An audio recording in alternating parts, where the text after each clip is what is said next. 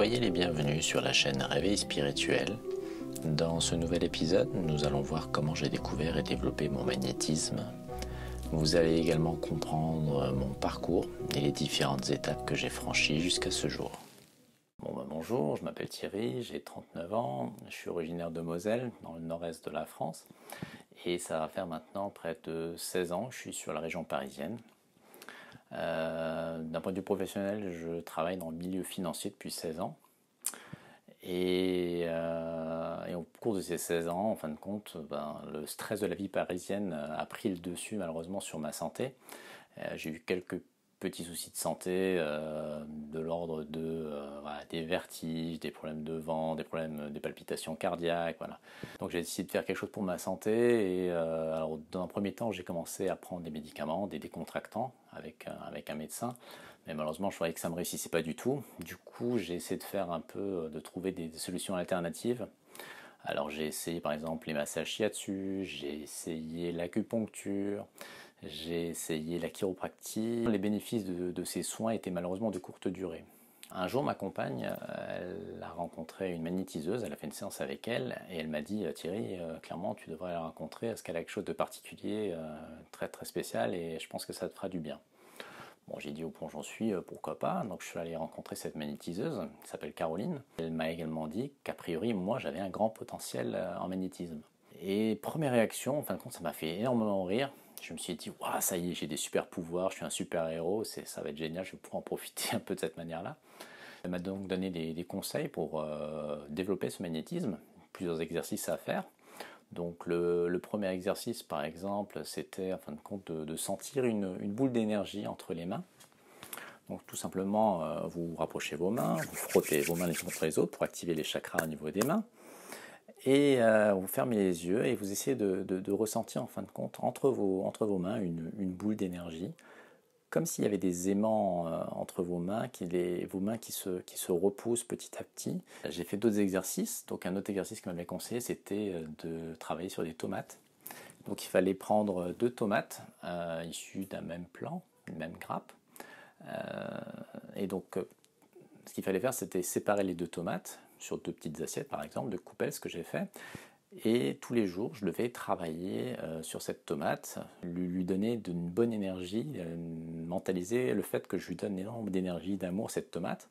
Et elle me dit, en travaillant dessus 5 à 10 minutes par jour, ça me permettrait en fin de compte d'avoir des résultats. Elle me disait pas quoi, elle me disait tu verras par toi-même. Cette période-là de l'année, de ma vie, j'étais pas trop dans des bonnes idées, j'avais pas le moral et j'avais plus envie de dégager ma tristesse, mon anxiété, ma colère que j'avais en moi. Du coup, j'ai envoyé tout ça vers la tomate et il s'avère que au bout de quelques semaines, cette tomate, au lieu de... A priori, elle devait tenir plus longtemps que l'autre et l'autre devait pourrir. C'était le phénomène tout inverse, c'est-à-dire que la tomate sur laquelle j'ai travaillé, où j'ai envoyé plein de mauvaises ondes, elle a pourri beaucoup plus vite que l'autre. Donc c'était ça le résultat de mon premier test. Et j'ai fait ensuite un deuxième exercice à partir d'une figue. Alors la figue, c'était tout autre. J'avais qu'une seule figue, j'ai travaillé dessus, pareil, en mettant les mains dessus, en me concentrant, en partant du principe de lui envoyer un maximum d'énergie, de bonnes énergies, d'amour. Et il s'avère que la figue, en fin de compte, je l'ai petit à petit asséchée. Elle s'est comme momifiée. Donc voilà, elle était dure comme de la pierre, c'était impressionnant. Ensuite, comme j'ai travaillé sur les fruits, sur les légumes, je me suis dit, maintenant on va peut-être essayer de travailler sur les gens, sur les humains. Mais j'ai un souvenir marquant, mon premier test positif, vraiment où je pense avoir bien réussi mon travail de magnétiseur, c'était en vacances avec mes beaux-parents en Espagne. Ma belle-mère m'a dit un jour, elle se plaignait d'une douleur dans l'épaule. Donc moi, je suis parti comme c'était, je me dis, tiens, pourquoi pas essayer de lui proposer mon aide. Donc j'ai dit, écoutez, je vais essayer de vous soigner en vous magnétisant l'épaule.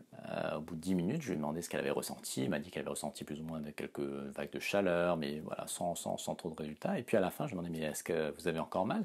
Et c'est là qu'elle me dit, non, a priori, j'ai plus mal.